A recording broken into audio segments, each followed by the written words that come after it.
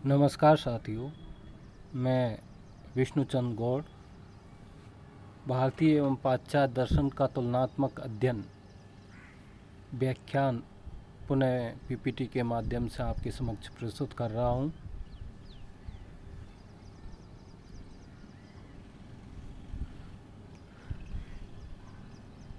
दर्शन का आरंभ। सर्वप्रथम भारतीय एवं पाश्चात्य दर्शन में जो मुख्य अंतर पाए जाते हैं, हम उनके ऊपर चर्चा का आरंभ करते हैं। भारतीय दर्शन का आरंभ किस प्रकार हुआ और पाश्चात्य दर्शन का आरंभ किस प्रकार हुआ, इन दोनों का तुलनात्मक अध्ययन करें तो भारतीय दर्शन का उदय आध्यात्मिक असंतोष अथवा सांसारिक दुखों के कारण हुआ है, जबकि पाश्चात्य दर्शन का उदय आश्चर्य, जिज्ञासा या उत्सुकता के कारण हुआ है। भारत में दर्शन का उदय सांसारिक कठिनाइयों, सांसारिक दुखों से मनुष्य जब त्रस्त हो गया, बीमारी, बुढ़ापा, स्वार्थ, हिंसा, घृणा, इन सब समस्याओं से मनुष्य जब परेशान हो गया तो मनुष्य ने अपने जीवन में इन सभी बुराइयों या दुखों को समाप्त करने के लिए तत्व का चिंतन प्रारंभ किया और उसी के फलस्वरूप भारत में दर्शन का उदय हुआ। पाश्चात्य जगत में दर्शन का उदय मनुष्य मन की जिज्ञासा कि यह संसार कैसे बना, इस संसार को क्या कोई बनाने वाला है, इस संसार के पीछे क्या कोई व्यवस्था है। तो इस आश्चर्य और जिज्ञासा के कारण या उत्सुकता के कारण पाश्चात्य जगत में दर्शन का उदय हुआ। हम देखते हैं कि पाश्चात्य जगत में यूनानी दर्शन में प्रथम दार्शनिक थैलीज के द्वारा यह प्रश्न उठाया गया कि यह संसार बना कैसे, और उसी का कारणों की खोज के लिए दर्शन का उदय हुआ। अब हम द्वितीय अंतर की चर्चा करें कि दर्शन का आखिर उद्देश्य क्या है। तो भारत में दर्शन का उद्देश्य है त्रिविध दुखों की निवृत्ति, अर्थात भारत में 3 प्रकार के दुख माने गए हैं: आध्यात्मिक दुख, आधिभौतिक दुख और आधिदैविक दुख। आध्यात्मिक दुख मन और शरीर से संबंधित दुख है। जो शारीरिक और मानसिक बीमारियां मनुष्य को परेशान करती है, उनको आध्यात्मिक दुख कहा जाता है। आधिभौतिक दुख सांसारिक पदार्थों के कारण उत्पन्न होने वाले दुख, जैसे मेरे पास जमीन, मकान, वस्त्र, मोबाइल फ़ोन, इन सब भौतिक वस्तुओं की कमी के कारण जो दुख उत्पन्न होते हैं, उनको आधिभौतिक दुख कहा जा सकता है। तृतीय, आधिदैविक दुख, ऐसे दुख जिन पर मनुष्य का कोई नियंत्रण नहीं है, जैसे कि प्राकृतिक आपदाएं, बाढ़, अकाल, भूकंप और वर्तमान समय में चल रहा कोरोना, इनके ऊपर मनुष्य का कोई नियंत्रण नहीं है। तो भारत में दर्शन का उद्देश्य रहा है इन 3 प्रकार के दुखों से हमेशा हमेशा के लिए मुक्ति, जबकि पाश्चात्य जगत में दर्शन का उद्देश्य अपने आप में ज्ञान प्राप्ति है। वहाँ ज्ञान प्राप्ति को ही परम उद्देश्य या परम लक्ष्य माना गया है। अब हम दृष्टिकोण के ऊपर चर्चा करें तो भारतीय दर्शन का दृष्टिकोण संश्लेषणात्मक दृष्टिकोण रहा है, जबकि पाश्चात्य दर्शन का दृष्टिकोण विश्लेषणात्मक दृष्टिकोण रहा है। अब संश्लेषणात्मक दृष्टिकोण क्या है, विश्लेषणात्मक दृष्टिकोण क्या है?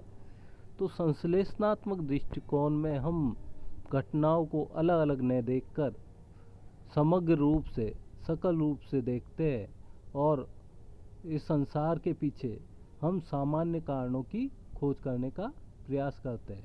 जबकि विश्लेषणात्मक दृष्टिकोण में हम घटनाओं की समग्र व्याख्या न करके उन घटनाओं के पीछे विशेष कारणों का अध्ययन करते हैं और जटिल या कठिन समस्याओं को छोटे छोटे टुकड़ों में विभाजित करके उस समस्या का पूर्ण निराकरण करने का प्रयास करते हैं। अब हम प्रधानता की दृष्टि से देखें तो भारतीय दर्शन में आध्यात्मिक ज्ञान की प्रधानता रही है, अर्थात भारत में जो ज्ञान है वह अपने आप में परम उद्देश्य नहीं है।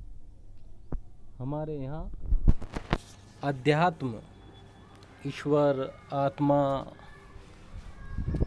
इन सब के ऊपर ज़्यादा जोर दिया गया है और ज्ञान का उद्देश्य केवल इतना मात्र है कि हमारे जीवन में जो समस्याएं हैं उनकी समाप्ति की जाए, लेकिन परम लक्ष्य है मोक्ष।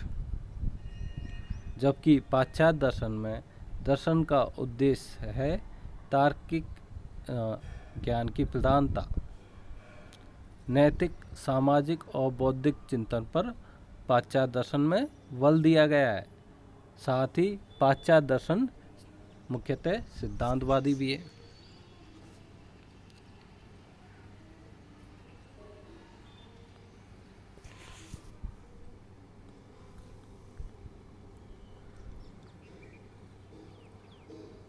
अब हम एक और अंतर पर चर्चा करें कि भारत में और पाश्चात्य दर्शन में चरम सत्ता की व्याख्या किस दृष्टिकोण से की गई है।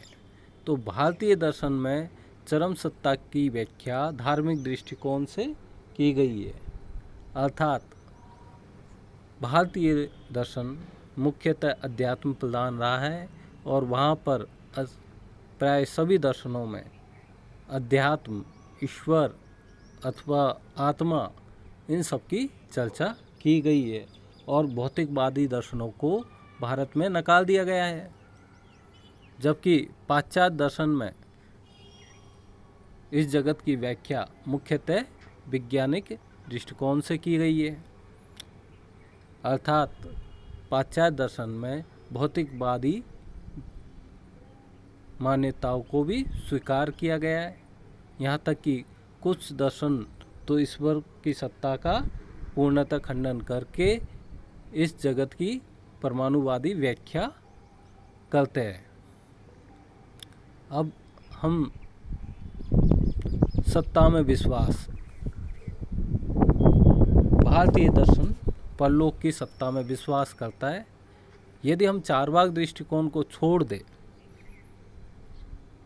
और अन्य सभी दर्शनों पर विचार करें तो सभी दर्शन परलोक अथवा स्वर्ग नरक की कल्पना करते हैं, अर्थात वह एक ऐसी अवस्था मानते हैं कि मनुष्य ने जैसे कर्म किए हैं उनका फल उसे अवश्य मिलेगा।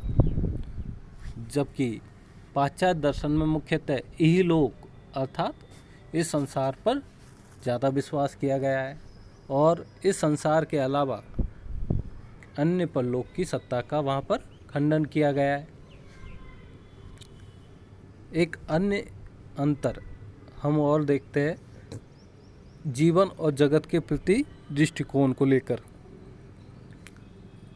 भारत में जीवन और जगत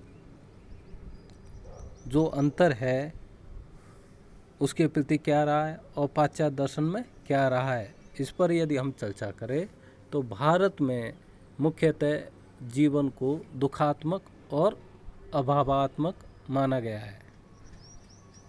मुख्यतः भारतीय दर्शन अज्ञान और दुख इन दो चीज़ों के कारण यह मानते आए हैं कि मनुष्य के दुखों के पीछे अज्ञान है और इस अज्ञान के निराकरण का मनुष्य को प्रयास करना चाहिए।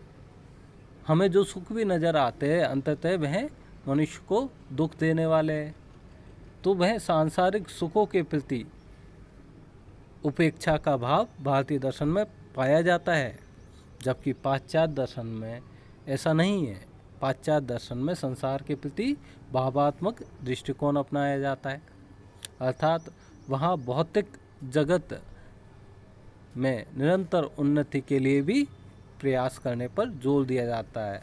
और अंतिम तौर पे अंतर की हम चर्चा करें तो भारत में जितने भी दार्शनिक संप्रदाय हुए हैं तो वह किसी न किसी स्कूल या संप्रदाय से संबंधित रहे हैं, जबकि पाश्चात्य दर्शन में ऐसा नहीं है।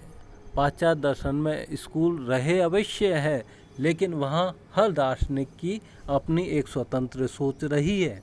इसलिए भारत में संप्रदाय केंद्रित दर्शन पाए जाते हैं, जबकि पाश्चात्य जगत में व्यक्ति केंद्रित दर्शन मिलते हैं। जैसे कि हम चर्चा करें तो भारत में हम चारवाक दर्शन, जैन दर्शन, बौद्ध दर्शन आदि पढ़ते हैं, जबकि पाश्चात्य जगत में हम प्लेटो, अरस्तु, एक्विनास, ऑगस्टाइन, देकार्तेस, स्पिनोजा, लाइबनिज आदि व्यक्तियों के दार्शनिक विचारों का हम अध्ययन करते हैं।